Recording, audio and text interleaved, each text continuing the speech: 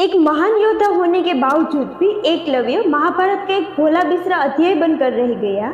एकलव्य जिसे महाभारत में सदाचारी और धर्म की राह पर चलने वाला दिखाया गया है, वह एकलव्य की कहानी बड़ी मार्मिक है। सदाचारी होने के बावजूद भी श्री कृष्ण ने एकलव्य का वध क्यों किया, आखिर ऐसी क्या वजह थी? आज के इस वीडियो में हम इसी के पीछे का कारण जानेंगे। इससे पहले अगर आप हमारे चैनल पर नए हैं तो हमारे चैनल को सब्सक्राइब जरूर कर दें। पहले जानते हैं कौन थे एकलव्य। एकलव्य के जीवन पर गौर करें तो वह एक भील पुत्र था और जंगल में अपने पिता के साथ रहता था। उसके पिता हिरण्यधनु उसे सही सीख देते थे। एकलव्य को लेकर समाज में बहुत तरह की भ्रांतियां इसलिए है क्योंकि लोग महाभारत और पुराण पढ़ते नहीं और जिसने जो लिख दिया उस लिखे को ही सत्य मानते हैं। दरअसल महाभारत का संपूर्ण प्रपंच श्री कृष्ण की इच्छा से संचालित होता है। पांडव पक्ष के सभी वरिष्ठ लोगों ने अर्जुन को बचाने और उसे महान बनाने के लिए हर तरह का भेद और प्रपंच किया। यदि गुरु द्रोण ने एकलव्य से अंगूठा मांग लिया था तो इसके पीछे भी श्री कृष्ण की इच्छा थी। दरअसल एकलव्य भगवान श्री कृष्ण के चाचा के पुत्र थे, जिसे बाल्यकाल में ज्योतिष के आधार पर वनवासी भील राज निषाद राज को सौंप दिया गया था। एक बार पुलक मुनि ने जब एकलव्य का आत्मविश्वास और धनुष बाण को सीखने की उसकी लगन को देखा तो उन्होंने उनके पिता हिरण्यधनु से कहा कि उसका पुत्र बेहतरीन धनुर्धर बनने के काबिल है, इसे सही दीक्षा दिलवाने का प्रयास करना चाहिए। पुलक मुनि की बात से प्रभावित होकर राजा हिरण्यधनु अपने पुत्र एकलव्य को द्रोण जैसे महान गुरु के पास ले जाते हैं। एकलव्य गुरु द्रोणाचार्य के पास आकर बोला, गुरुदेव मुझे धनुर्विद्या सिखाने की कृपा करें।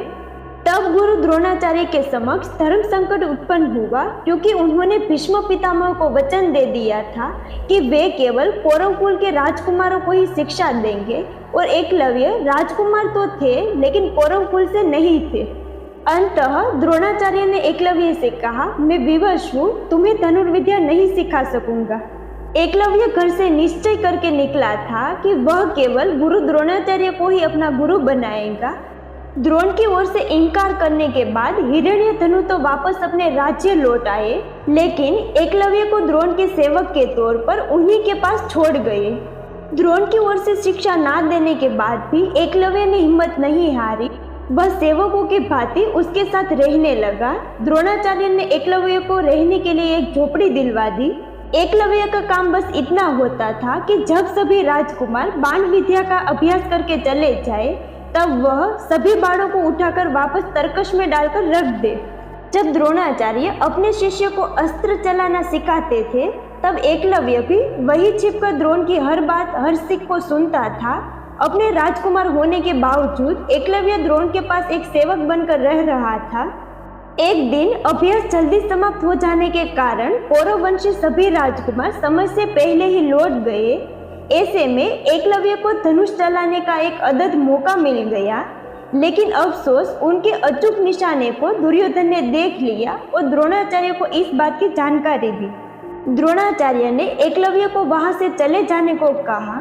हताश निराश एकलव्य वहां से चला गया, लेकिन रास्ते में उसने सोचा कि वह घर जाकर क्या करेगा, इसलिए बीच में ही एक आदिवासी बस्ती में ठहर गया। उसने आदिवासी सरदार को अपना परिचय दिया और कहा कि वह यहाँ रहकर धनुष विद्या का अभ्यास करना चाहता है। सरदार ने प्रसन्नतापूर्वक एकलव्य को अनुमति दे दी। आदिवासियों या भील के बीच रहने के कारण एकलव्य को शिकारी या भील जाति का माना गया है। एकलव्य ने आदिवासियों के बीच रहकर वहां गुरु द्रोणाचार्य की मिट्टी की मूर्ति बनाई और मूर्ति की ओर देखकर धनुर्विद्या सीखने लगा। समय बीतता गया और कौरव वंश के अन्य बालकों कौरव और पांडवों के साथ साथ एकलव्य भी युवा हो गया। द्रोणाचार्य ने बचपन में ही अर्जुन को यह वचन दिया था कि उससे बेहतर धनुर्धर इस ब्रह्मांड में दूसरा नहीं होगा, लेकिन एक दिन द्रोण और अर्जुन दोनों की यह गलतफहमी दूर हो गई जब उन्होंने एकलव्य को धनुष चलाते हुए देखा। एक दिन की बात है, एकलव्य अभ्यास कर रहा था और एक कुत्ता बार बार भौंककर उसकी एकाग्रता को भंग कर रहा था। एकलव्य ने अपने बाणों से कुत्ते का मुंह कुछ इस प्रकार बंद किया कि उसके मुंह से रक्त की एक बूंद भी नहीं निकली। यह कुत्ता कोई साधारण कुत्ता नहीं था, बल्कि कौरव और पांडवों के साथ गुरु द्रोणाचार्य के आश्रम में रहने वाला कुत्ता था। जब वह कुत्ता वापस आश्रम गया तो द्रोण ये देखकर हैरान रह गए कि कितनी सफाई से इसका मुख तीरों से बंद किया है। कुछ समय बीता होगा, तभी गुरु द्रोण सहित अर्जुन, पांडव और सैनिक एकलव्य के पास पहुंच गए। एकलव्य ने जैसे ही गुरु द्रोण को देखा, उनको प्रणाम करने पहुंच गया। गुरु द्रोण ने क्रोधित होकर पूछा, किसने राजकुमार के कुत्ते को इतना कष्ट दिया है? एकलव्य ने कहा, इस कुत्ते को जरा भी कष्ट नहीं हुआ, क्योंकि मैंने इसका मुख आपके द्वारा सिखाए तरीके से बंद किया है। एकलव्य की प्रतिभा को देखकर द्रोणाचार्य संकट में पड़ गए, लेकिन अचानक उन्हें एक युक्ति समझ में आई और उन्होंने कहा, मेरी मूर्ति को सामने रखकर तुमने धनुर्विद्या तो सीख ली, किंतु मेरी गुरु दक्षिणा कौन देगा? एकलव्य ने कहा, गुरुजी, जो आप मांगे। द्रोणाचार्य ने कहा, तुम्हें मुझे दाएं हाथ का अंगूठा गुरु दक्षिणा में देना होगा। उन्होंने एकलव्य से गुरु दक्षिणा में इसके दाएं हाथ का अंगूठा इसलिए मांगा ताकि एकलव्य कभी धनुष ना चला पाए। एक आदर्श और आज्ञाकारी शिष्य की तरह ही एकलव्य ने बिना सोचे समझे अंगूठा दे दिया। अब आप सोच रहे होंगे कि एकलव्य की कहानी तो अब खत्म, लेकिन प्रतिभाशाली व्यक्ति को कोई नहीं रोक सकता। अब आप सोच रहे होंगे कि इतने बड़े बलिदान के बाद भी श्री कृष्ण को क्यों एकलव्य को मानना पड़ा। एकलव्य के पिता श्रृंगवेर राज्य के राजा थे। उनकी मृत्यु के बाद एकलव्य इस राज्य का राजा बना। एकलव्य ने अपने राज्य का विस्तार करने के लिए निषाद भीलों की एक सशक्त सेना बनाई।